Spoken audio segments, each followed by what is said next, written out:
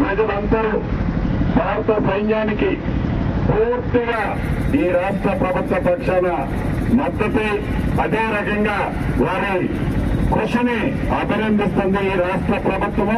భారత సైన్యానికి, అన్ని సెక్టార్లో ఉన్న సైన్యానికి ఈ రాష్ట్ర ప్రభుత్వం పూర్తి మద్దతు భవిష్యత్తులో కూడా ఉంటుందని మనస్ఫూర్తిగా తెలియజేసుకుంటూ, రాబోయే రోజుల్లో ఈ సైన్యానికి ఈ రాష్ట్ర ప్రభుత్వ పక్షాన తెలంగాణ ప్రజలు ఏ రకంగా అంటే ఆ రకంగా పూర్తిగా గౌరవ ముఖ్యమంత్రి రేవంత్ రెడ్డి గారు ఇప్పటికే సందేశం ఇచ్చారు.